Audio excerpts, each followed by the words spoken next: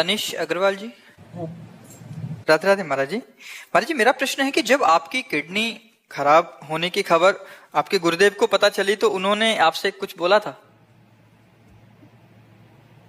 उन्होंने बस, जब हमने कहा हम कोई दवा नहीं लेंगे, मर जाएंगे, तो उनका नहीं, रोग रूप से भगवान आए हैं तो औषधि रूप से पूजा कीजिए, यही वचन थे कि रोग रूप से भगवान आए तो औषधि रूप से उनकी पूजा कीजिए। रोग रूपी भगवान की दवा रूपी पदार्थों से पूजा हो रही है, बस ये है। इतना वो करने के बाद भी आप तो मतलब वो करते हो बहुत साधन भजन, उसके बाद भी रोज तो साधन भजन नई खेती है और किडनी खराब होना है पुरानी खेती है, तो पुरानी खेती को ही तो पा सकते हैं ना, पुरानी फसल ही तो काटी जाती है। अब जैसे आज नई फसल बो दी तो आज थोड़ी खाएंगे, आटा तो पुरानी फसल का ही तो पाएंगे, तो ये पुरानी फसल का आटा है।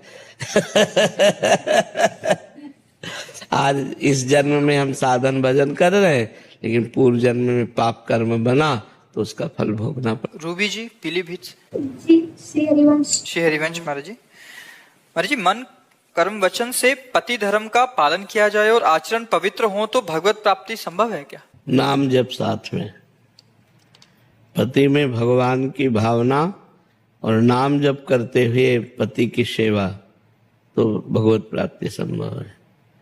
नहीं केवल पति की आराधना तो पति लोक को जाओगी, न कि भगवान के धाम को। भगवान के धाम में जाने के लिए पति में भगवान की भावना और नाम जप, दो बात आवश्यक है। आशीष मिश्रा जी प्रयागराज से। राधे राधे महाराज जी। महाराज जी, मेरे द्वारा किसी का सहयोग करने के उपरांत भी सामने वाला हमेशा मेरे प्रति विरोध और असहयोग की भावना ही रखता है, लगातार विरोध सुनना पड़ता है महाराज जी। ऐसा होता है, ऐसा प्राय सब में होता है, सबको ऐसा अनुभव होता है, पर सहना चाहिए, उससे हमारे अमंगल नष्ट होते हैं। जो हमने दूसरे के प्रति अच्छा किया वो तो भगवान की प्रसन्नता के हेतु होगा, और जो हमारे प्रति बुरा कर रहा है उससे हमारे अशुभों का नाश होगा। इसलिए उसे क्षमा करना चाहिए और चुपचाप सहना चाहिए, और अपना स्वभाव परोपकार का बढ़ाना चाहिए, ना कि उसे मिटाना चाहिए। कि परोपकार करने पर गाली मिलती है, परोपकार करने पर अपमान मिलता है, परोपकार करने पर दुख ही मिलता है, तो क्यों परोपकार करें?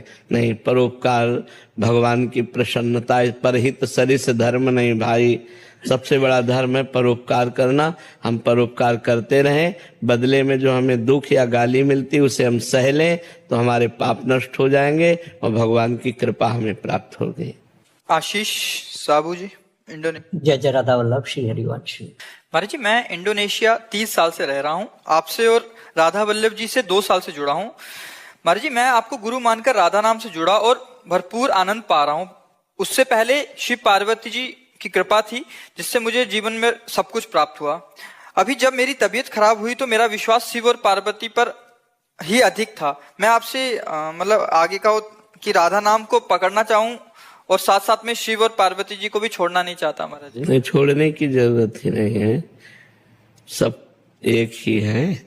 आप राधा नाम में रुचि कीजिए, तो एक दिन ऐसा आएगा कि शिव पार्वती की कृपा से अब राधा नाम के अनन्य हो जाएंगे। क्योंकि हमने अपने जीवन में देखा ना, हम भी तो भगवान सांब सदाशिव के उपासक थे, तो वही अनन्य कर देते हैं।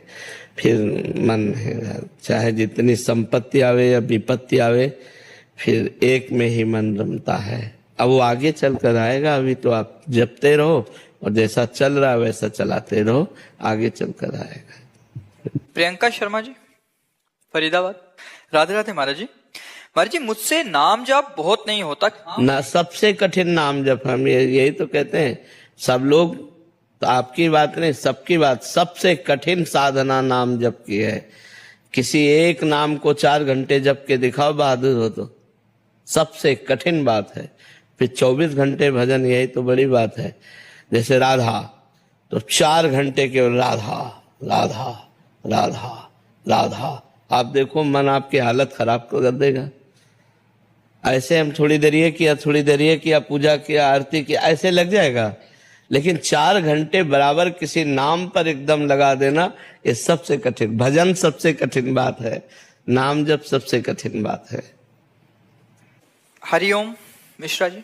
श्री हरिवंश महाराज जी, जीवन में कोई ऐसा निर्णय लेना हो जिसका समाज विरोध करे या पारिवारिक जन विरोध करें, परंतु उसमें गुरु आज्ञा मिल जाए और गुरु अपनी सहमति दे दे, तो क्या करें?